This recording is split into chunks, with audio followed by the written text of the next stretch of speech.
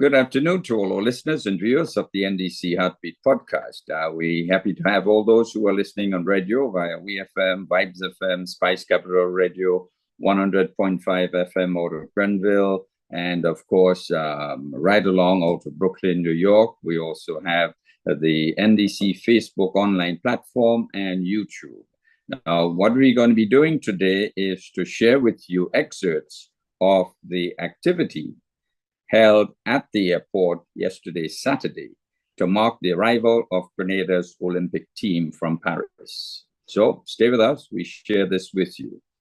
Then coming up, we are going to be talking to Mr. Cecil Noel, the CEO of Spice Mass Corporation, the successes and challenges and concerns over our last Carnival activity, which was held recently. Stay with us. Back with you in a moment. Grenada, it's time to celebrate. Our Olympic champions are coming home, and we want you to join us in welcoming them. On Sunday, August 18, get ready for an island-wide motorcade and celebration event. The motorcade departs Montrouge Plainfield from 10 a.m., heading up the western side of the island and down to the east, gathering at 4 p.m. at La Sagesse Plainfield for a grand celebration. Come out in your national colors, wave your flags high, and let's celebrate Jubilee style. Don't miss this chance to show our champions how proud we are. Grenada, let's celebrate our heroes in true Jubilee spirit. And there they go. And so led by the captain of the aircraft and our flag bearer, Kirani James, 4 consecutive Olympic finals, a full suit of medals as well, greeting there by Governor General and the Prime Minister, and then the Commissioner of Police. And he's followed by Anderson Peters, and of course Lyndon Victor and Coach Paul Phillip. Oh yes. 4 of our Olympic heroes, I like to call them. And then also we have Minister of Sport, Honorable Delma Thomas. Yes. Who was Senator recently Mitchell, appointed earlier this month. Senator Claudette as well, Claudette Joseph. I see Minister Adrian Thomas greeting his St. David people. Yeah, I'm sure his MP, his parish pride is ripe, as they say. It's good to see all the ministers out there. Yes, I see Minister Andy Williams, as well as Minister Tevin Andrews. President of the Grenada Athletic Association, Conrad Francis. Yes. Vida Bruno Victor, Secretary of ever the present, Olympic, as well as the President of the Olympic Committee, Bernard Wilson. And President of the AKA Swimming Association is also there. Yes, I see Press Secretary Neela Etienne as well in the lineup.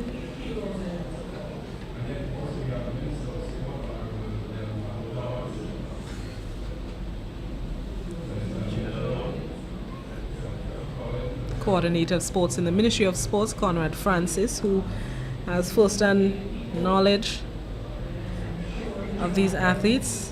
The gentleman in the, pink t-shirt, that's Gary James, Kirani's older brother.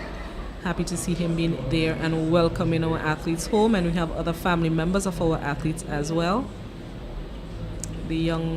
That's Anderson's son that he's holding. A very proud moment for all who are witnessing this. Oh, look at mommy hugging her baby. And there's Tia. And like I said once, Lyndon is around, Tia has to be there. His little sister. Yeah, that embrace and that hug means a whole lot to her. Oh, yes, it does. And the Governor General and Prime Minister, they are also walking the line and shaking hands and sharing some love as well with these family members and officials.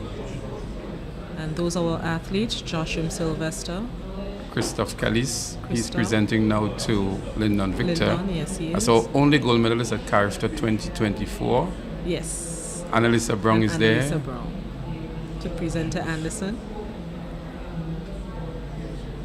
The future Olympians, we call them? Yes, I call them Olympic prospects.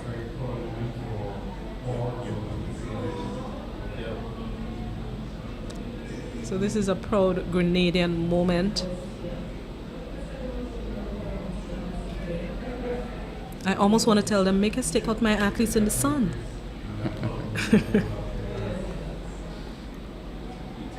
They're going to have a photo moment with our Olympians using the government's official cameraman. From their blossom, they're going to make their way into Inside. the building where there's going to be a meet and greet and then the official ceremony for recognition of all of the Olympians. Yes. Yes. I can't get over Anderson's shoulders. You always know the stature of a field event athlete. Look at the broad shoulders, and swimmers. You always know when there's a field athlete around and when there's a swimmer around. Their shoulders are always grannies. That should let you know. And Anderson has gained So the some flight width. crew here, the captain and first officer, or maybe two captains here, would relish this opportunity, and that photo opportunity as well is something that they would treasure. Oh yes, being a part of the moment. To be amongst the Olympic medalists Oh yes. might be a first occasion for them as well. They may have transported many of them, but to come up that close and personal, Oh yes. it can just be maybe a first opportunity for them. They're a part of this historic moment as well. And we're going to have a photo opportunity with the three Olympians as well as Governor General Dame Ceci Lagranat and Prime Minister Deacon Mitchell on the tarmac before they get into the building. We have to ensure we get those photo opportunities. A nice kaleidoscope of colors here. The national colors really looking outstanding in the brilliant sunshine. Oh yes. The red, the green, and the gold. And Prime Minister Deacon Mitchell really embodies and epitomizes the true Grenadian spirit in that shirt that he's wearing. Oh, yes. You can always look for him to make a fashionable statement with wherever he's going. Whether it's the shirt, the pants, or the shoes. You're going to know the Prime Minister he's in it for the fashion. And then we'll have Coach Paul Phillip making his way into the room as well. Then we have Kirani Anderson, and you can hear the resounding applause. Kirani Anderson, Coach Paul Phillip, and bringing up the the always jovial Lyndon Victor is making his way into the room. And shortly from here, we would start the official ceremony where they will get all the accolades that we would be presenting with them. So a round of applause. I'm trying hard not to clap. So let's go over to the official ceremony.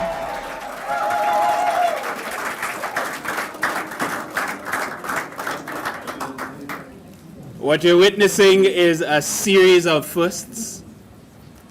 The only man in the event to have a full suite of medals, to make 4 back-to-back finals, and to be a part of the fastest 400 meter ever in Olympic history.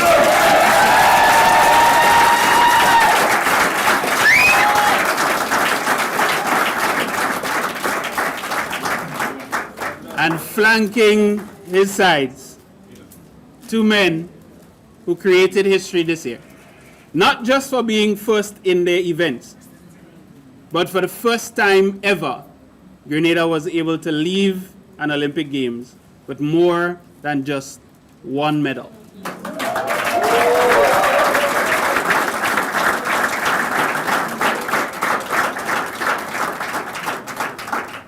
I hope that your hands are getting warmed up. You have a lot of clapping to do. You have given the nation a lot to be proud of. You've given us a reason, not just to celebrate, but a reason to come together. You've also given us a reason to continue to hope and to look forward to the efforts that we give as Grenadians.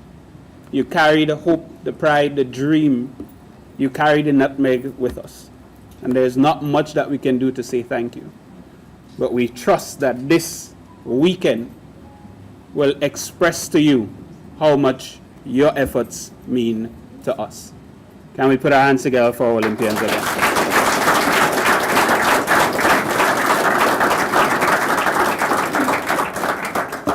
It is one thing though, it's one thing to recognize the athletes.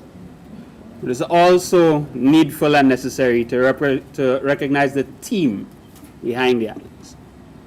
And in addition to Anderson, Peters, grabbing that bronze medal, becoming the first Grenadian to secure an Olympic bronze medal in the javelin. In the javelin. Coach Paul Phillip.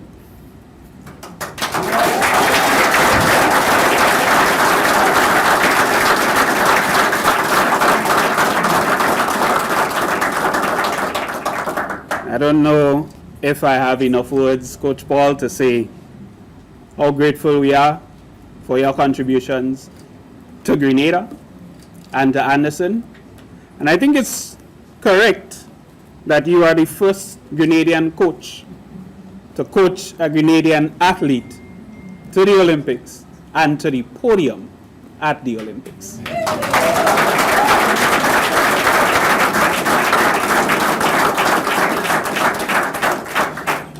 We also would like to recognize the Chief de Mission, Jean Mitchell. She's in the room, I believe. Jean Noel, my apologies. Dr. Deborah and Stephen John.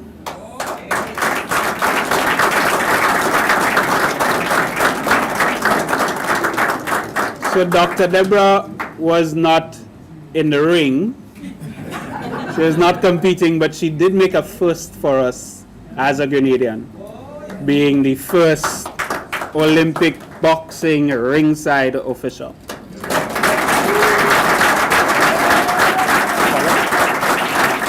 So, Dr. Deborah, we now move to Coach Paul Phillip, and this one, Mr. Calise, Christophe Calise, the lone character gold medalist this year.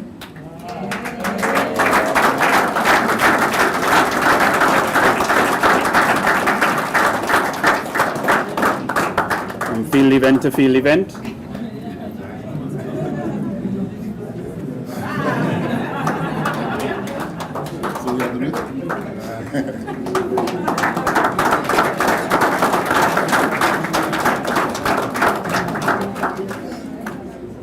Thank you very much, Coach Paul.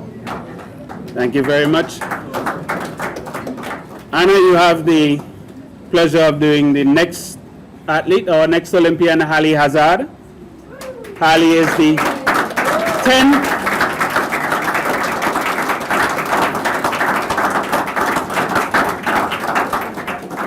Hallie is the 10th fastest woman in the OECS, 11.29. She is a NACAC champion. She has a full suite of medals from NACAC, gold, silver, and bronze. And she, of course, made it to the first round of the 100 meters at the Olympics. So Annalisa, can you present Ali on our behalf, please? Thank you.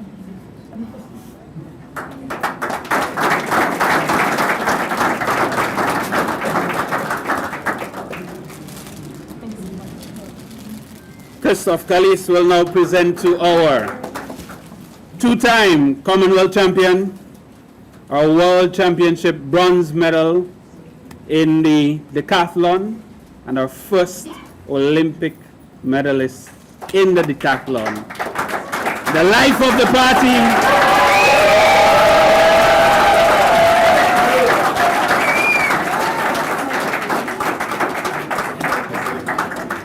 and in his words, just a young boy from La Femme.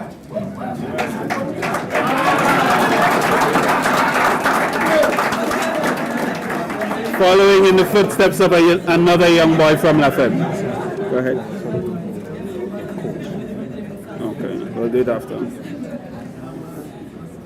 Joshua, you'll have the honor of, not just yet, you'll have the honor of presenting to the final man. So Christophe, one more time, to our Carifta champion, NACAC champion, two-time world champion in the javelin, and the Olympic bronze medalist in the javelin. Peter.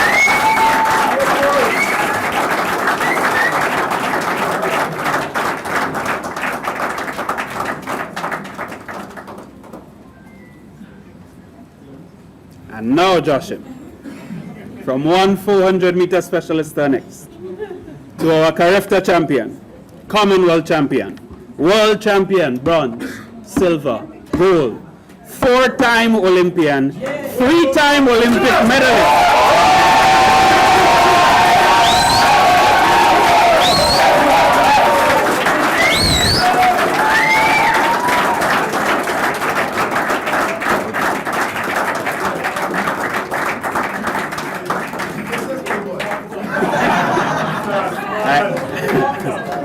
I will not dare. I will leave that right there. Thank you very much.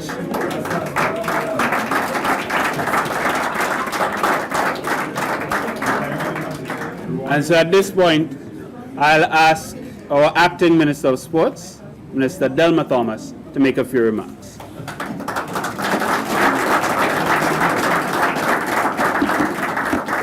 Thank you, Masters of Ceremony, our Governor General, Dame Cecile Lagranade, our Prime Minister, Honorable Deacon Mitchell, other members of Cabinet, members of Parliament, ladies and gentlemen, a pleasant good afternoon to every one of you. We are here today to pay homage and solidarity to the Grenadian resilience and excellence. We are here today to say welcome home to our superstars, our sons and our daughters, who have brought honor to this beautiful land. We say to all our Olympians, you embody the best of us, and you have carried our very dreams and aspirations on our shoulders. Your success has reminded us all about our potential, about our ability to succeed, triumph, even against the odds. We are not just honoring you, but also the communities that have brought you up, the people that inspired you and supported you, and the very idea of this nation, one for all and all for one. Today's ceremony will be brief, and will be just a prelude of an entire day of activities tomorrow. The entire government of Grenada, especially the Ministry of Youth and Sports, the National Lottery Authority, the Ministry of Tourism, the Grenada Tourism Authority have put all the efforts behind these seminal moments of celebration. We are very proud and we are happy to celebrate you athletes, to celebrate you coaches. We thank you and we look forward to the bigger celebration tomorrow. Thank you, thank you, thank you. Let's enjoy this momentous occasion. I thank you.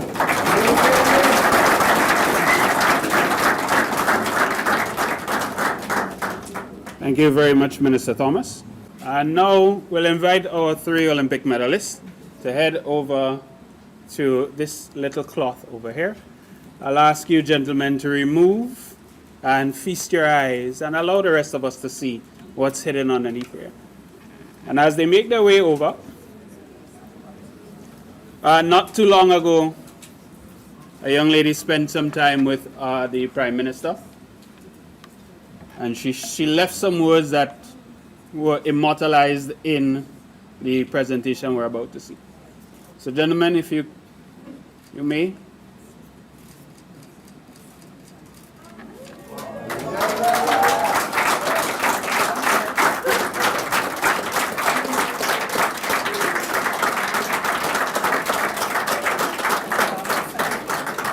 And right now this is worth some money, but we'd like each of you to put your signatures on it and raise the stock of that photo 100-fold.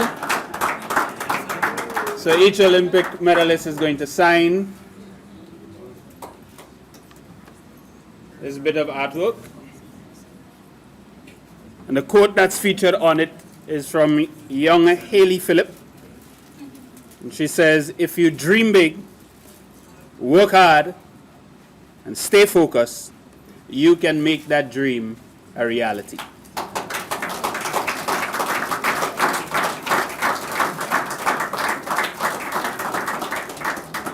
I think it's clear to see that these 3 men have done exactly that.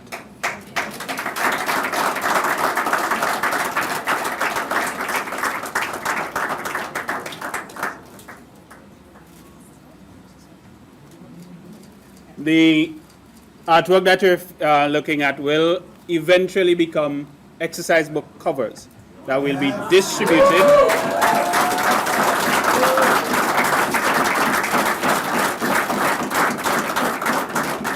So these will be distributed to primary schools across Grenada, Carriacou, and Petite Martinique.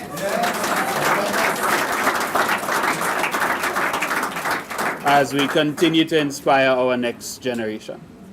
Ladies and gentlemen, at this point, it's my pleasure to invite to offer some brief remarks our Prime Minister, Honorable Dickon Mitchell.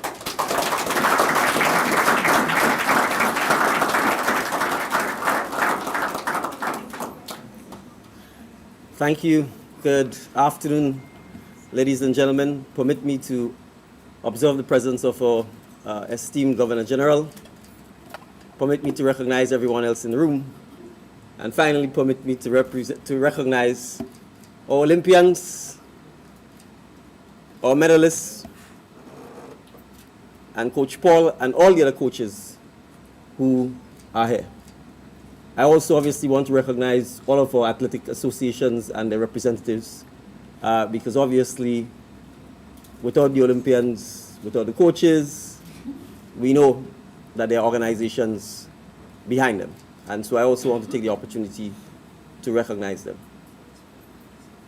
Ladies and gentlemen, standing before you, contrary to what the ad says, greatness doesn't appear in a bottle. Greatness appears in flesh and bone, from La Femme, from Gov, from Lassages Plainfield.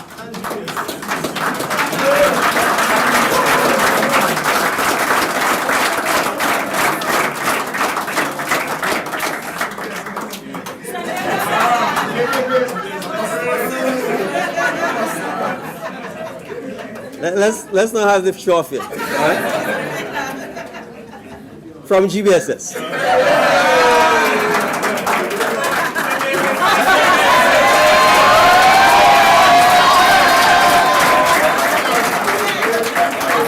You see, I went PBC, so every now and then you have to give GBSS something. But yes, from Grenada, Carriacou, and Petite Martinique.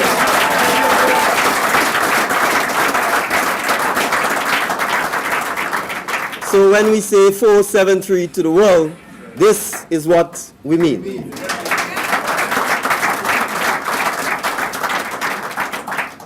And so, gentlemen, if you doubt that you have made every citizen, boy, girl, man, woman, and even God happy, the fact that Mr. Wilson stood here and cried. He cried, trust me, he will cry. Is testimony to the emotive, the pride, the joy, the happiness that you have brought to yourselves, to your family, to your communities, to your schools, to the people who know you. And you have done so with class, you've done so with humility, you've done so with dignity. And for that, on behalf of all of the citizens of Grenada, I say an immense thank you. We are truly proud. We are truly grateful that we have been blessed not just with talent, but with the mental toughness to compete with the best of them on the biggest stage and to come out as champions.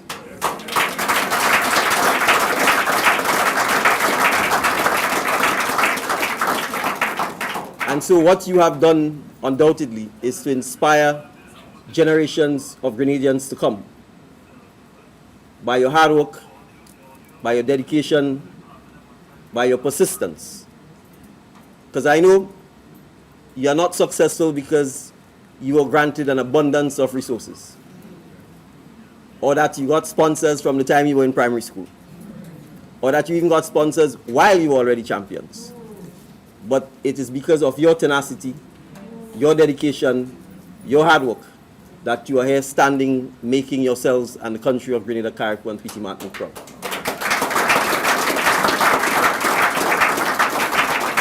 And so you don't have to be shy about it.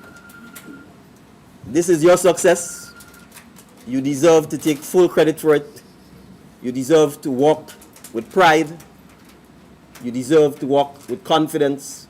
And the nation owes you an immense debt of gratitude, especially at this time in our existence, where in the midst of celebrating our 50th anniversary as an independent nation, we've been dealt a pretty bad blow by a grand-aunt named Beryl. But sometimes our grand-aunts teach us lessons in a difficult way. And the same way you have overcome, the same way you have persisted, and the same way you have succeeded. Yours are examples for all of our citizens who've been impacted negatively by Beryl, to say that if you stand strong, if you remain united, if you remain dedicated, that they too will rise again, their lives will improve again, and once again, they will be successful citizens of Grenada, Carriacou, and Petite Martinique, in very much the same way you have done this summer in Paris. So I don't want the Master of Ceremonies to stand close to me. I want to again say to you that you have done us really, really proud.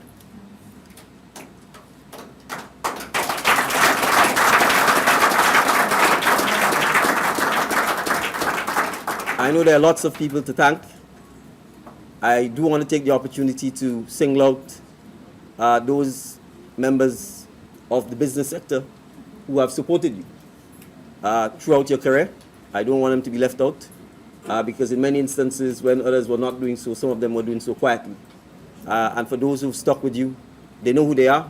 I also want to take the opportunity to congratulate them for staying the course with you, for believing in you, and ensuring that this moment is reality. So thank you to those members of the business community who supported you on this journey. I know you've had a long flight and a long summer, and so I look forward to you getting some rest, catching up with your friends and family. And to the family members, you can shout it loud and proud. Where's the best uncle sign I saw earlier? Right? Because that is what family is about.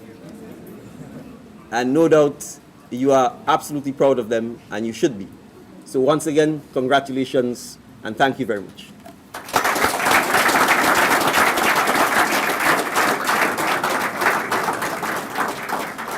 Thank you very much, Prime Minister. I'm sure Grenadians all over the world are very proud of this moment, very proud of this achievement, and zoned in and want to have their opportunity to meet and greet these Olympians as well sometime. And I can tell by the hundreds of people who are on the live as we speak, and they are our athletes outside, and people start to crowd around, waving to their fans, waving to Grenadians as everybody joins in the celebration. Home, sweet home. I'm sure they're glad to be home. There's nothing like being home in Grenada. So there they are, our Olympians, our medalists. We see Anderson Peters, Lyndon Victor, our bronze medalist, Kirani James, our 4-time finalist, 3-time medalist as well. He's part of the team. Already Haley and Tilly, they're waiting for them on the stage, and they've been flanked by the dancers in the national colors, and been followed by a number of the spectators who are down here at the Maurice Bishop International Airport to welcome them home back to Grenada after such outstanding performances at Paris 2024. Oh yes, definitely. And look at all the Grenadians wanting to be a part of that. Everybody has their phone out. I see Kenroy Batiste in the midst. And now everyone is crowding around the stage. Peters. So let's go outside to the happenings out there, as our athletes are also expected to take to the mic to just speak to the people who are outside. So let's go outside to see what's happening. you'll get an opportunity to hear brief remarks from all the Olympians, all the persons who got a chance to go out and represent Grenada at the Olympics. And I think we'll start with the far left. Young Codimo. Make some noise for Tilly Colomo. Good afternoon, everybody. Sorry. Thank you. It was an absolute honor and privilege to represent my country at Paris 2024. Thank you. At such a young age, it was very daunting, but the competition was amazing. Performing in front of so many people, it was truly an experience that I cannot put into words, and I just want to thank the GOs, the Grenada Olympic Committee, GASA, all of my coaches, and my chef de mission who made everything run very smoothly. Thank you to Dr. Jane Noel. Thank you to the entire country for supporting me, and thank you. I love you guys. Whoa! All right, so we now invite to the mic Miss Haley Hazard. Hi, everybody. How are you doing? Hi. Thank you so much for coming out and supporting all of us. I'd like to thank my coach, my family, my mom and dad. Thank you to the GOC. Thank you to the Athletic Association. I'm so proud to represent, and every time I put on the Grenada uniform, it's such an honor. So I just want to say thank you to all of you for supporting me and for cheering me on. Thanks so much. And the next person I'm about to invite to the microphone may not have been an athlete taking part, but he definitely contributed to the medal we receive in the bronze. Mr. Coach Paul Phillip. Good afternoon, everybody. Thanks for coming out to support the athletes and by extension myself. Yeah, I like to take my flowers now.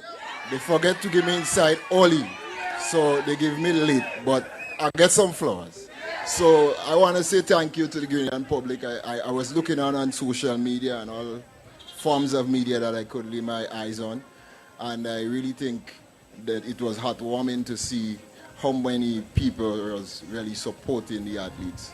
And I really appreciate your comments, and I appreciate you coming out here today. Thank you again. All right. Thank you, Coach Phillip. And our javelin bronze medalist, Mr. Anderson Peters.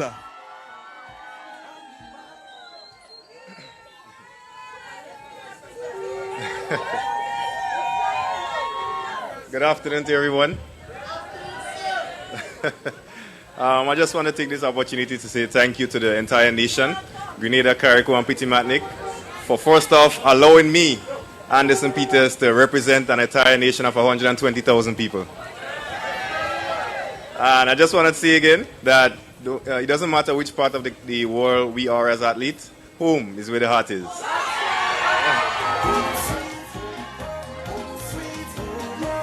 Make some noise!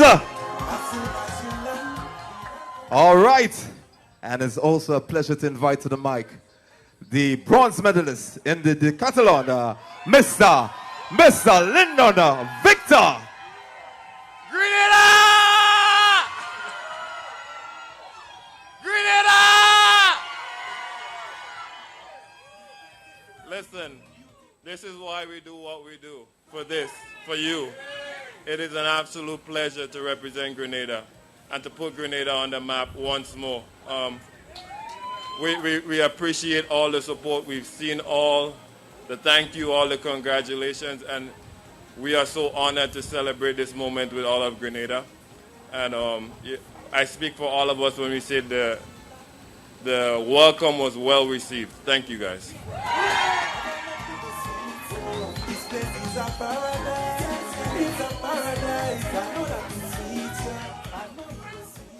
All right. And the last, and certainly not the least, to speak, 3 times Olympic medalist, 4 times Olympic finalist, King Kirani James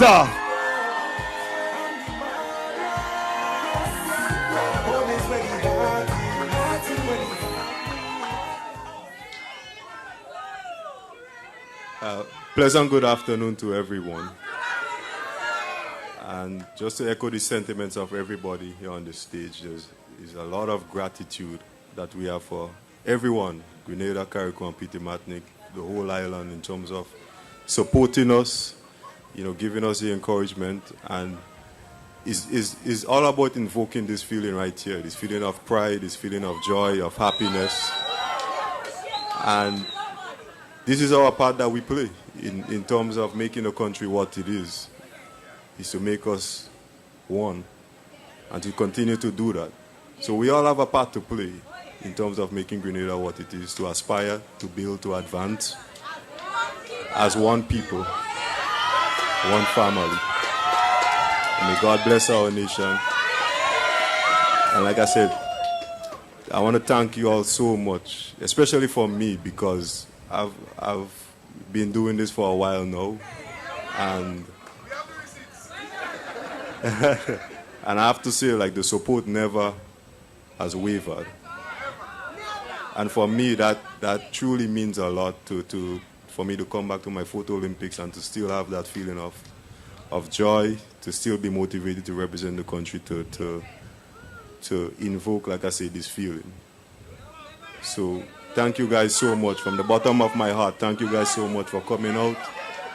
For everybody on the island, Grenada, Carriacou, and Peter Martinique, for supporting all these years and continue to support, not just us here on the stage, but I'm telling you, we have a good crop of athletes coming through. And they need your support more than ever. Emotional support, physical support, whatever it takes, so that we could have a lot more medalists at the Olympic Games. And I think it's possible. So thank you guys so much. Thank you, Kirani. Thank you. Thank you to all the Olympians, the team, the support team, everyone. Thank you so much. So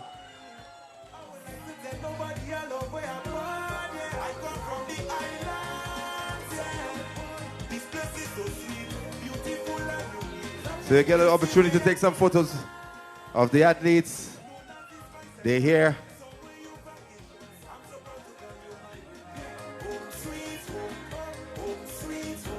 They're home with us.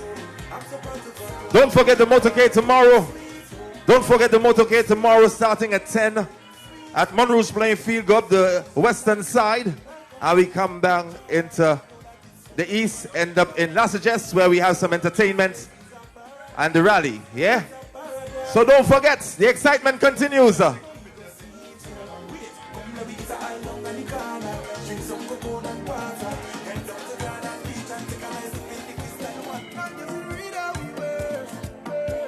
Grenadian pride, sing it out. Who does matter? What we say? We little but we tell our.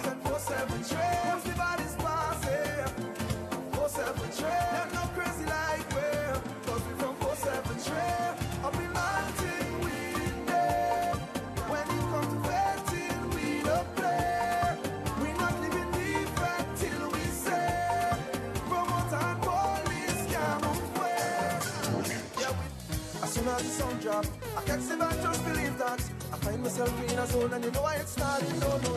Yeah, I get in on the worst cause it's fighting, yeah. Feel so high like a fire up in the air. I got to another level, I don't know how. It's a different kind of pumping now. Feeling like a jumping. Take control of me body. Anytime that we really hit me, I just sit to therapy party. It's all in here. It's all in here. It's all in here. It's all in here.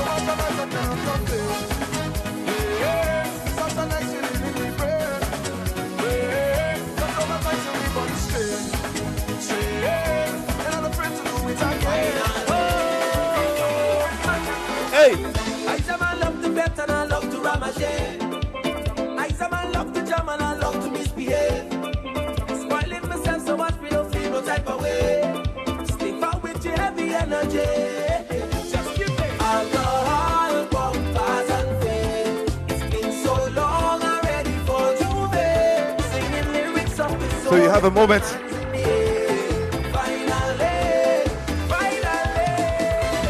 All right, so you have a moment to take your photos with the athletes, our Olympians, all right? Before they get on the vehicle to the hotels.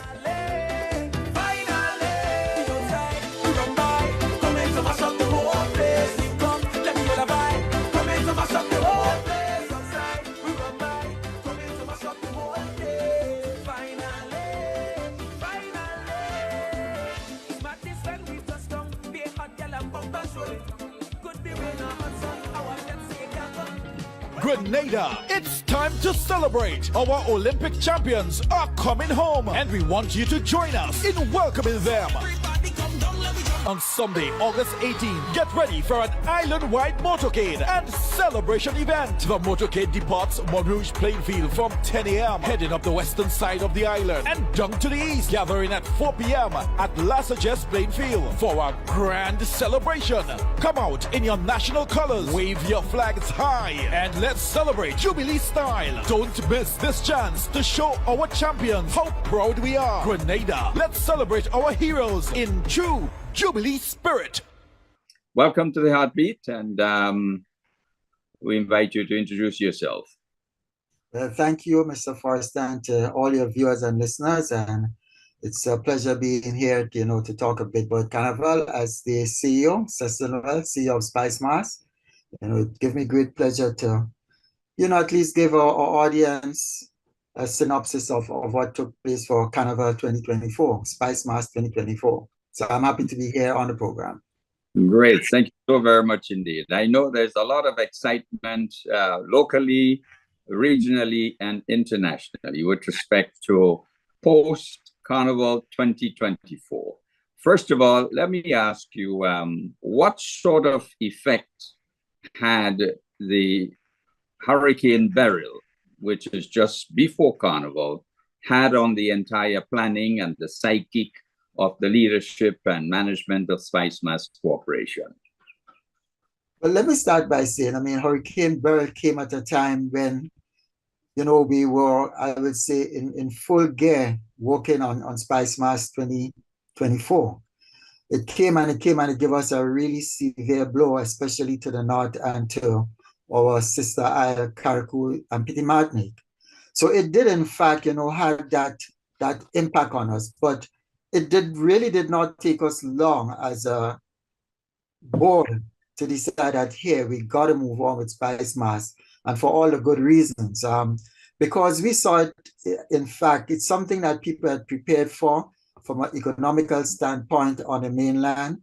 It was important that we come through with it, but we also saw it as a way of the people who are affected. Some way they would need something from a social standpoint, something that they could come to enjoy and help them to, in some way, move away or take away from them worrying too much on the impact. And we're not saying that it would not have still caused them to be worrying because they are affected. But we did think from a socio and economic standpoint, it was best for us to continue with Spice Mars. So Beryl came, and it's one of those natural things you have no control over. It's a matter of, as a resilient people, deciding, hey, what do we do? Do we say no to Spice Mars or do we say yes? It was an emphatic yes, and we decided to proceed. So really and truly, as I said, it was a natural occurrence. We didn't have much to do about it, but we decided that we will proceed with Spice Mars as planned. Great, wonderful. Well, it is kind of no different to the decision taken by our government with respect to hosting the CARICOM Summit in Grenada.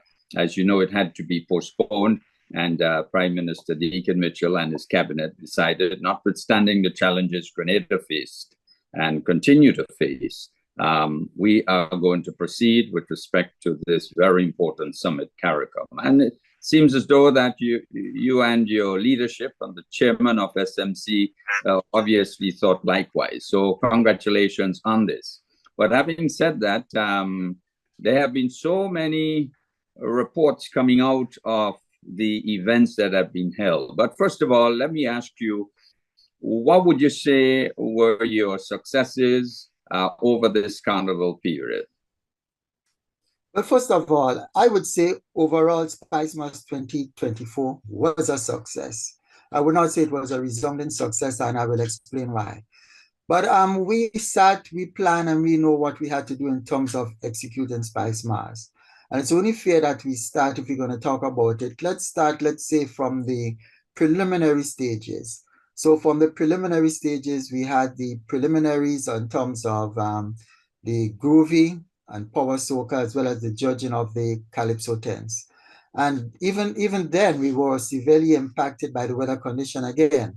We were scheduled to have those events at different venues around mainland Grenada, and we were forced eventually to have all of the prelims for groovy and power soca at the Tanty netball court. I dare say, having made a decision though, that they were all successful. We had approximately 102 of the power soca artists. We had approximately 90 of the groovy soca artists, and they vied for position onto the semifinal stage. Out of those numbers, we have 25 people being selected for the groovy and 30 for the power. And I dare say that they very well, they came forward and give a very good account of themselves in terms of their performances from the prelims onto the semis and eventually onto the finals. Likewise, we had to deal with the Calypso 10 judging, and this year we had 5 Calypso 10s, again, in excess of, I would say, 80 Calypsonians. And with those 5 10s, the judging went very well, and we had those persons moving on to the semifinal. Part of what was done this year, as we continue to celebrate the 50th anniversary of independence, is that we had a very special situation where the 10 finalists from the Independence Calypso Monarch competition, they were offered automatic selection onto the semifinals if they in fact agreed to sing their song, their independent song at the semifinals. Some accepted, some did not. But what is noteworthy is that they all eventually made it to the semifinals, whether they accepted or they actually tried to compete and get through. So in the case of the semifinals, we had 25 of the artists, including those that came through from the independence competition. So that was 5 more than we usually have over the years. So having said that, in terms of the preliminary and semifinals, all those events started well, and for most cases started on time.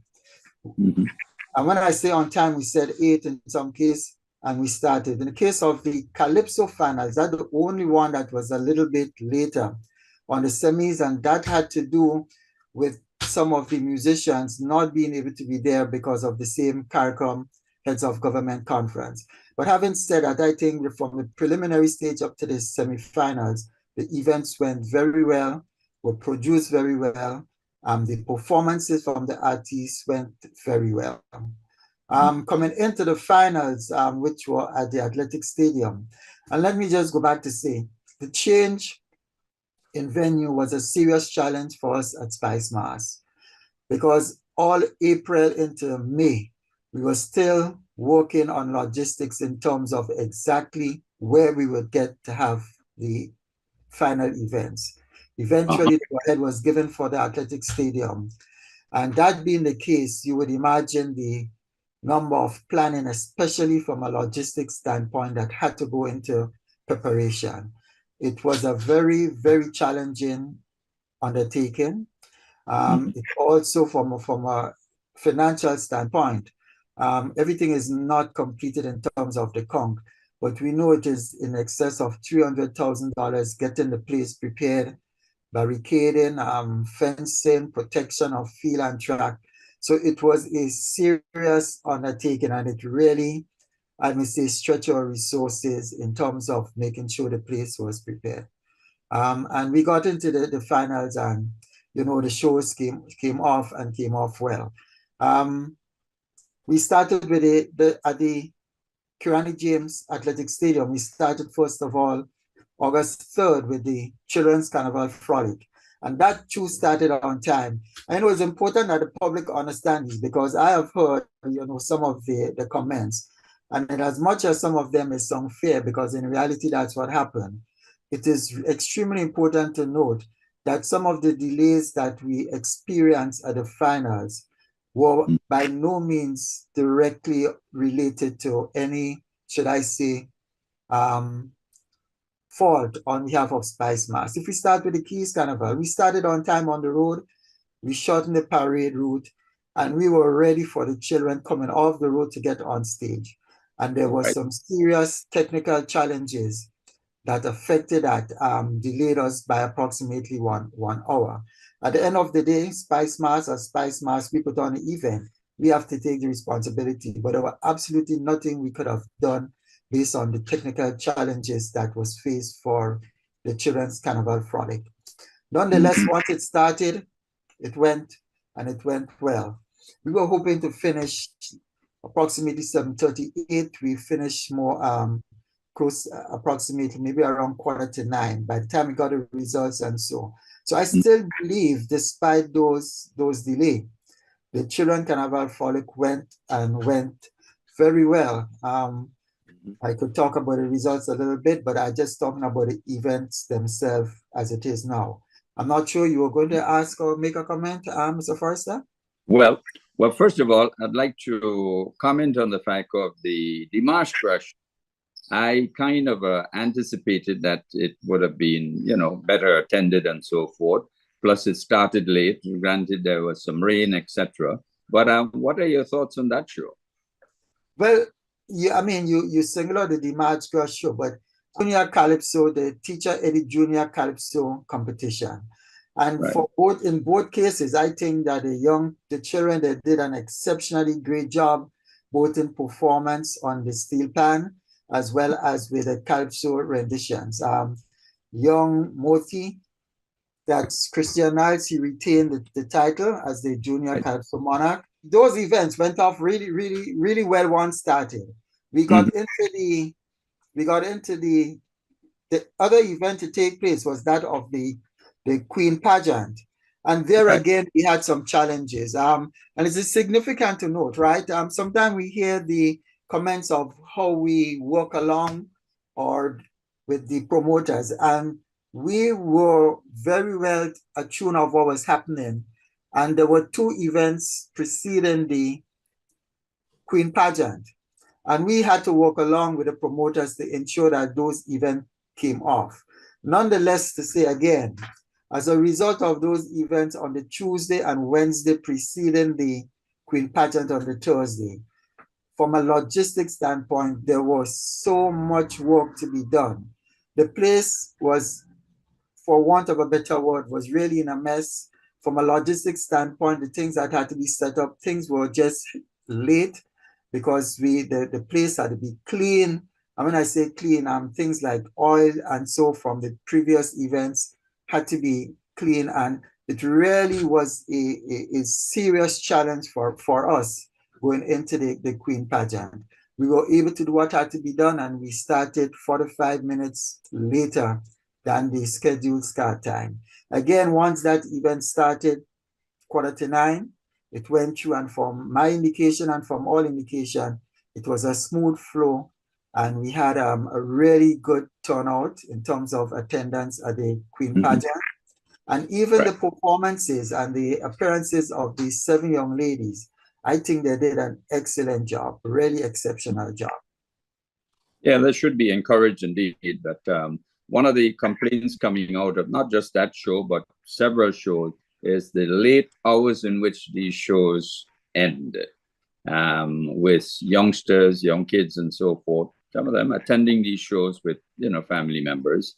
The 2 and 3 and 3 something a.m. finishing time is quite a challenge. Those are things. Sorry, continue. You were saying? No, I was just saying, how do we overcome this in the future? But those are things that we definitely need to look at. Some of the events may have to start earlier, because the truth be told, if you're going to be having, let's say, the Soca Monarch show, in which case we do both the groovy and the power soca, we're talking about 24 artists. I mean, it's almost impossible really to have that end. Well, I wouldn't say impossible. It's going to be really difficult to have it end, let's say before 1, if you're going to be starting around 12. Given the fact that each of the artists have approximately 20 minutes on, 10 minutes on stage to do the performance, and that doesn't cater when they get on and get off. So those are some of the things that inevitably we need to look at. But it's important that people understand this, because as opposed to just making a comment that they finish late, there are certain things that just go with the territory. If you're going to have 24 people performing and you're talking about 24 at 10 minutes, if you do the calculation, that's what it's going to be. So I think overall, those are some of the things that we definitely need to look at. We had the panorama, that too had its own little challenges, but once we got going, and I don't know, it was not planned, but I can tell you from checking the time that those 3 events started, they all started just about the same time, which was 45 minutes later than the scheduled time, including the Dimanche Gras. You did ask a question about the Dimanche Gras. I thought that the artists, the Calypsonian, they did a very great job in terms of the performances. My greatest disappointment with the Dimanche Gras was the turnout. I honestly expected to see a greater audience in terms of the people coming out for the Dimanche Gras show. And I'm saying that on the backdrop because I believe just about all the other events, from the Children Carnival Frolic, the Queen Pageant, Panorama, and the Groovy and Power Soca, the attendance there were really good this year. But I was very disappointed with the attendance for Dimanche Gras. I really expected more. I know we had conditions in terms of the weather, but notwithstanding that, I believe that it's something we need to look at in terms of what can be done to encourage more people out to Dimanche Gras. Would you say that the same persons who participate in the earlier events are the same persons whom you are looking forward to participate in the Dimanche Gras show, and considering the fact that you have Juve the next morning, is that they kind of decide, well, look, I'm not going to continue to burn myself out because I have to also participate in Juve. But it's that sort of thinking. But it's a combination, because I think there are people who, quote unquote, you may consider soca fans that will make sure they attend the Groovy and Power Soca event.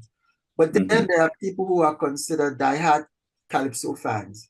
And we expect them to attend along with, other people who would have been a spillover from the Groovy and Soca.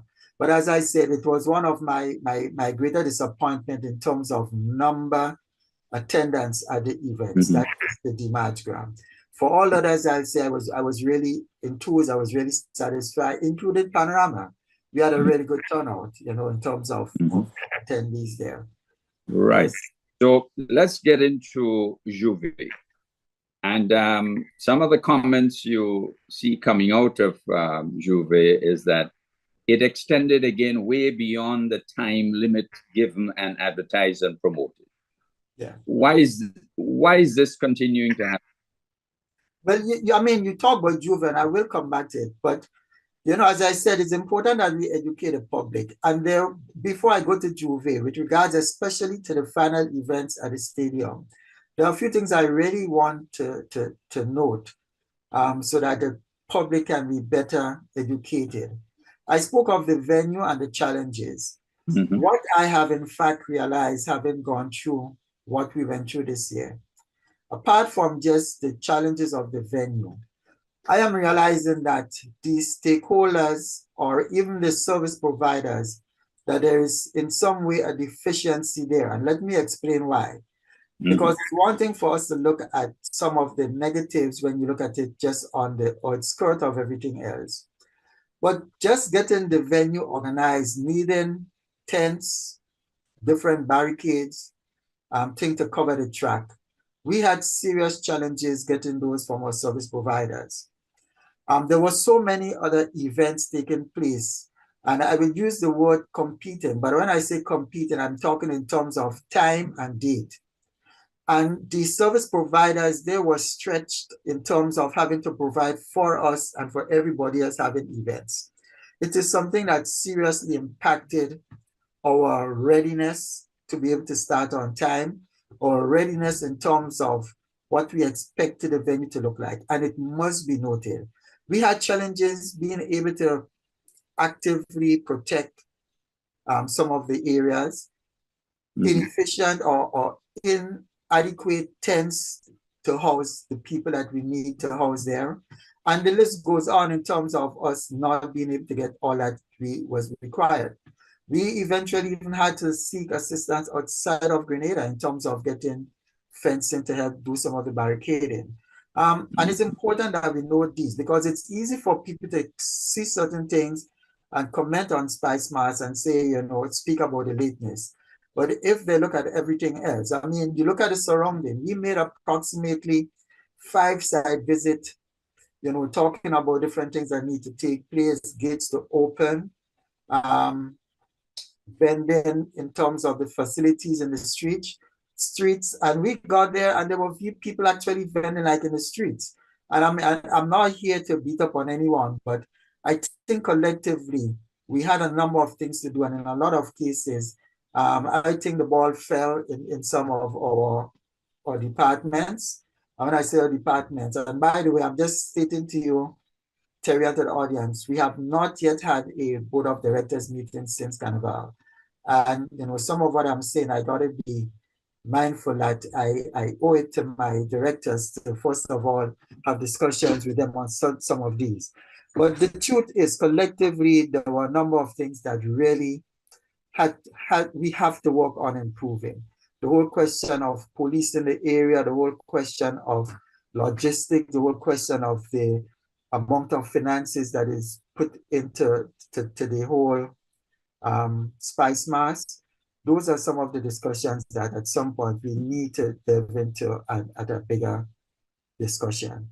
But I just thought it important that people understand some of the severity and extreme challenges that we face, from logistics setup to, you know, everything else that we had to do.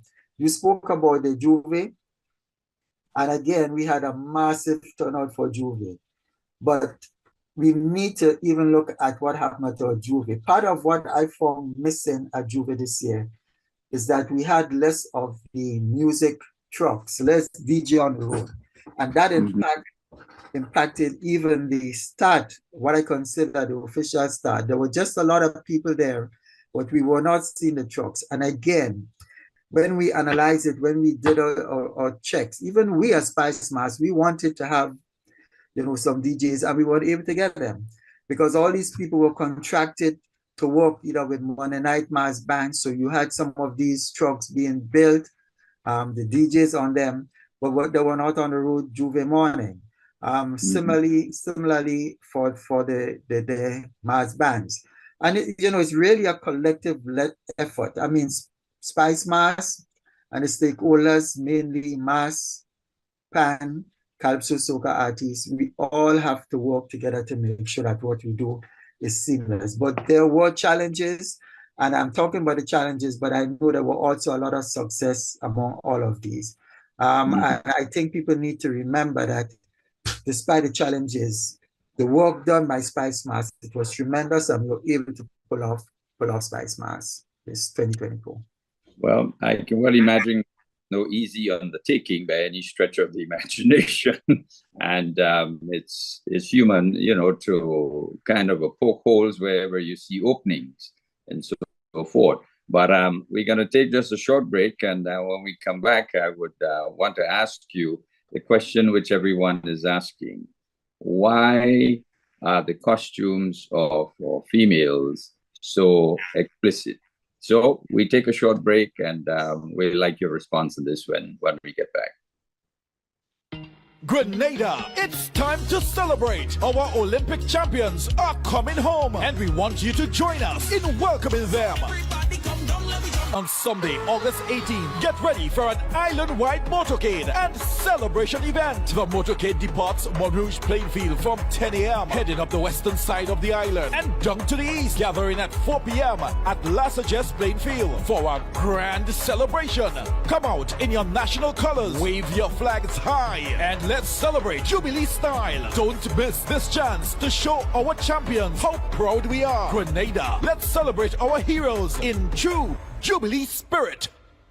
Welcome back to the NDC Heartbeat. We have with us today the CEO of the Spice Mask Corporation, Brother Cecil Noel.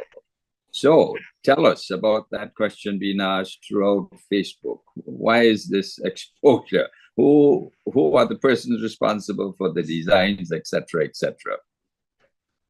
But that is a big question, and I think to fix, and I'm saying to fix because you hear it on the radio, you hear it different places, and I believe it's something that need addressing. But I think it's something that need addressing even from, maybe I should say, a policy standpoint, because we, what we do at Spice Mask, we don't just, as I say, just get up and do things just like that. But I do believe, Terry, from the question you're asking, I believe it's something that needs to be addressed. And I think it's something that needs to be addressed soon, because before it spiral out in a manner that makes it even more challenging to deal with. But we have the mass bands, we have the mass band leader, we have the promoters, if I may say, of mass bands. And I think collectively we have to see the bigger picture in terms of the socio aspect of what is happening, the cultural aspect of what is happening. And we have to reach the stage where at some point we'll have to think of what the minimal size or minimal cut in terms of costume could be and should be. I know it's something that it's a big discussion, I've heard it, but it's something that needs to be discussed at, I would say, at a higher level, including at the board level in terms of exactly how this is approached. But it's extremely important that the mass band leaders, that they see their role in should I say, solving this as being critical, because the truth be told, a lot will depend on what they offer to the masqueraders. So it's important that they understand that. As a child, I came to town, I enjoyed Carnival, we came as family. I've heard so many reports from different people, including families, who have in recent times stated that either they don't attend, or if they attend as adults and leave children home. And you hear all these comments, and I honestly still believe Spice Mask, as we promote it as one of our big or largest cultural exploits, that it really should be a family-oriented event, meaning that you should be able to come there with your family and feel comfortable with the youngsters being part of it. But as I said, and it's not just me saying it, these are some of the comments that you hear far and wide in terms of what happened as it relates to the actual costumes that are being worn. So it's something that I think that we have to look at seriously.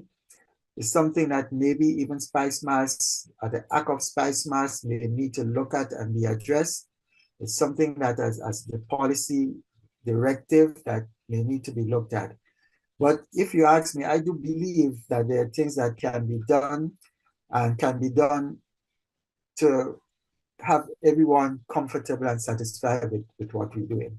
As I say, for most part, I think a big part of it has to do with the actual mass band. I think they owe it to the community, they owe it to the country, they owe it to self, in terms of the costumes which we put outside there. Absolutely. And when do we get to the capacity of producing our own costumes locally or even in the region? Well, the truth is that I know costumes are produced locally. I know costumes are produced in the region. I know we have even local producers who work for different countries. But I think the whole question had to be, as I say, what do we want? For example, a lot of emphasis was placed and continued to be placed on traditional masks. But even recently, I was talking to someone and they said to me, do you think the thousands of people who come in to see the traditional mass? Or is it that they're coming to be a part of what happened with the fancy mass? I really don't know the answer. Because, for example, this year we planned and executed the traditional mass band, which was a tremendous success in St. Mark's. We also planned and executed traditional mass band on the road Monday, and we know a lot of rain fell. But I am not sure. I mean, you hear some of the comments sometimes, but you don't hear all of those positive comments. We had a large contingent of traditional mass band doing a patrol Monday afternoon on the streets. And I can tell you the street was almost bare. I know a lot of rain fell, but not despite those weather conditions. We said we were going to do it and we did it. And we have to start thinking of the balance. What do we really want our carnival to do? Do we want it to be something that we can say is based on our culture, based on our cultural heritage, which will include a lot of our traditional mass? Or do we want our carnival to evolve into what can be considered a party type atmosphere on the streets? And really and truly, it's up to us to decide on that as a people. With a directive, again, from the policy and the policy makers, as well as Spice Mass as the office, we need to really do that, because based on what we agree we wanted to reflect, then we will have to make the necessary changes in terms of what happened. Some of those might be challenging in terms of the changes. You spoke of the costume, but I do feel and do believe that we could, and efforts must be made to have some of these changes implemented. If we ought to boast of our authenticity and our culture, we got to make sure it really is. And it doesn't have to be a case that what we portray is what every other country is also portraying. I think it's something that we need to discuss, agree on. And if it means, taking a step back or two to fix it, if we see that's something to be fixed, we need to do that. If we see that that's what we want and we want to move forward with it, then we also put things in place to do that. But overall, I think it's a conversation that needs to be had. And I think everybody needs to be a part of this. The schools need to be a part, the church need to be a part, our community need to be a part of it, or non-governmental organization. We all have as stakeholders, we all have a part to play.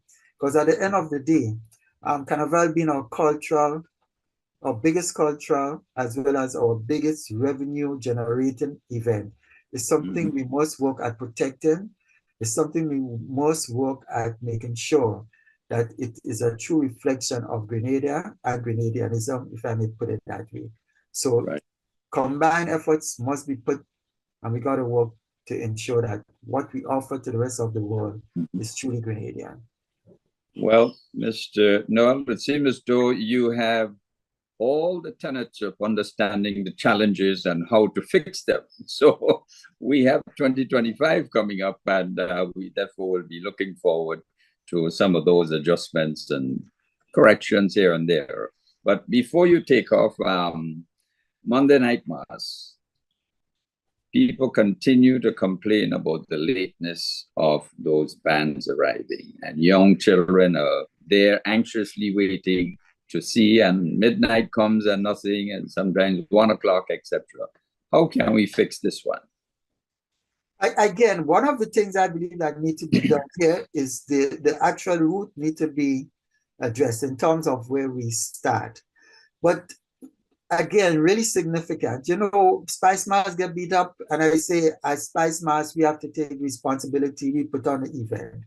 But I tell you, I was at the starting points.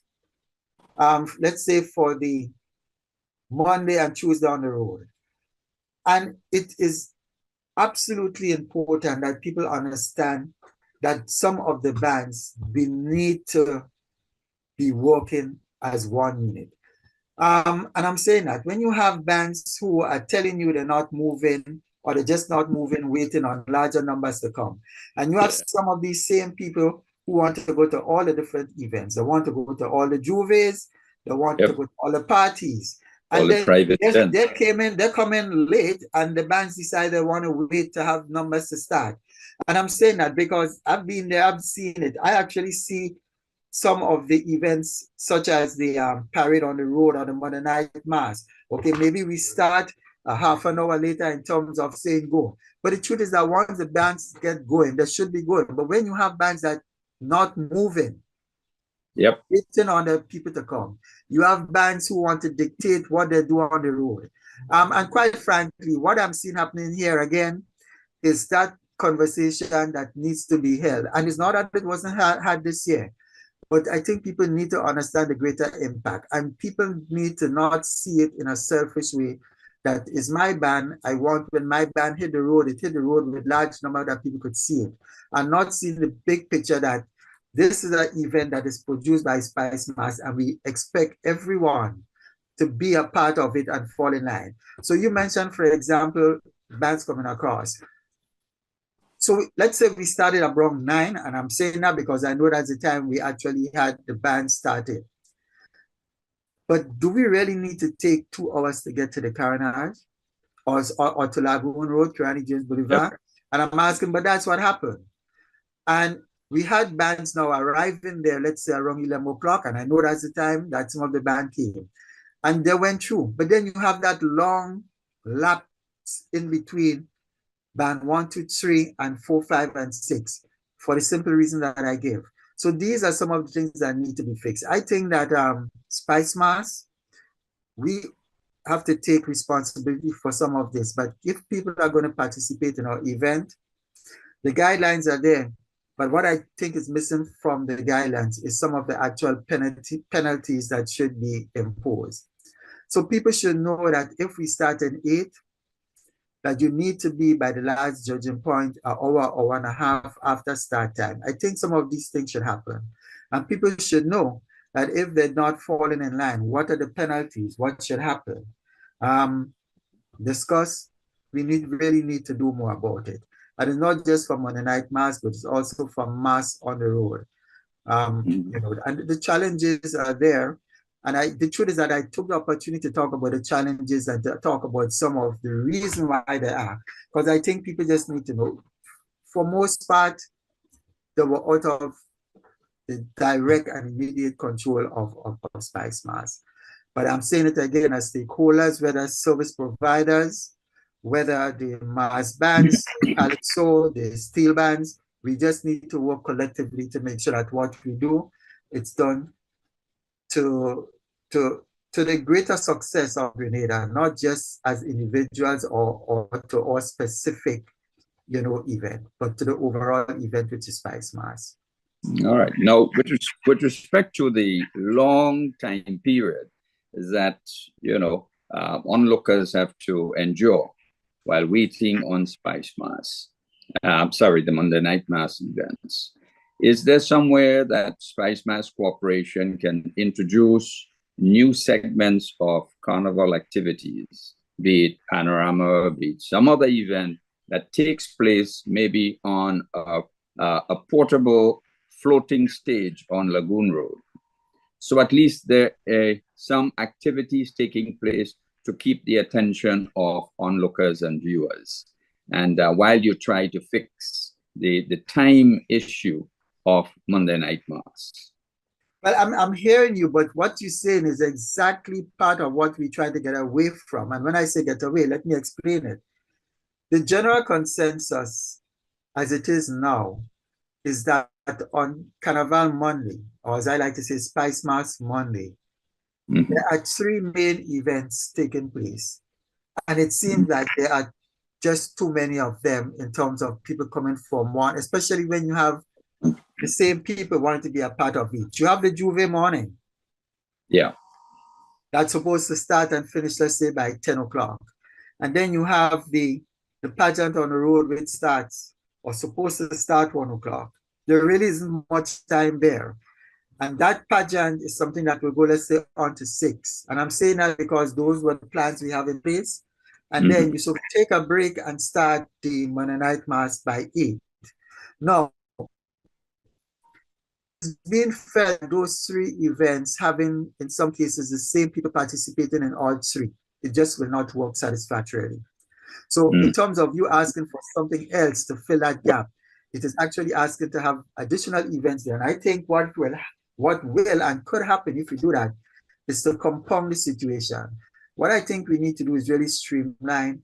For example, the Monday, the pageant. Do we really need to continue having it the way it is here presently? Because the way the present pageant takes place, you do not have the masqueraders coming out in the full regalia, neither do you have them coming out in the large numbers Monday to be on the street. So these are things we need to look at. And for example, I explained a while ago that we have not had the discussion with both. So, you know, I'm saying some of these and I'm mindful that these are discussions that probably should take place after. But we may need to consider what happened on Monday.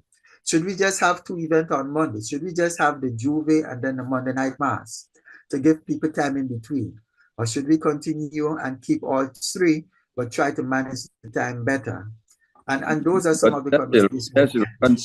Considering the fact that you have lots of young kids on the Carnage, well, Lagoon area, by Tropicana, lots of young children awaiting the Monday night mass.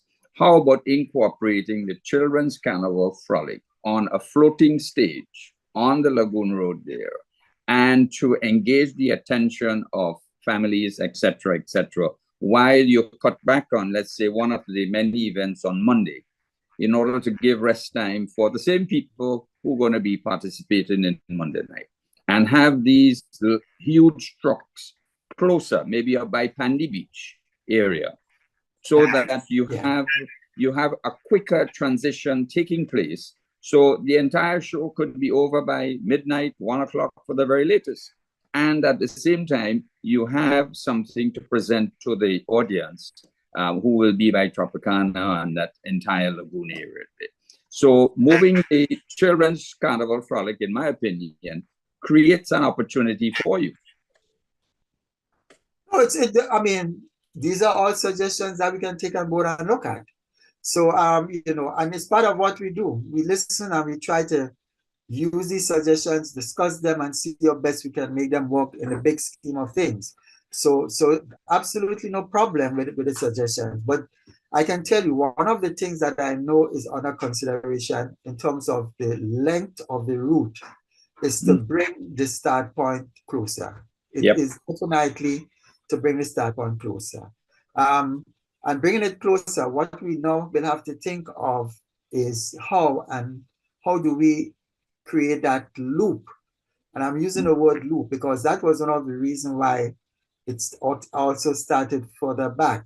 Because once we get into the carnage, there isn't much space in terms of where you go from there. You know, bands are encouraged to try to turn and come back out. But with bands coming out, bands going in. So these are things that I know are done for consideration in terms of the route. I heard your suggestion in terms of something to fill the gap while we wait. But the truth be told, if we fix that route challenge, we may not have that big gap. But again, those are things for consideration that we would discuss going forward. All right. And finally, these huge trailer trucks, do we really need them on the road? From a Spice perspective, it's one of the things, it's one of the things that we have been working on. As a matter of fact, for this year, 2024, we actually said two of those trailer trucks per band, because there were, in some cases, excess of those and requests for excess of those. I am not convinced that we really need to have all these on the road, because they do, in fact, in some way cause the streets itself to be congested in terms of the movement of the bands. Yeah. These are some of the serious challenges that we are faced, and we are working towards fixing. You would have, for example, I'm sure you heard of us mentioning that for each band there should be a maximum of 2 of those trailer trucks Smaller vehicles are allowed, yes, but not those big trailer trucks.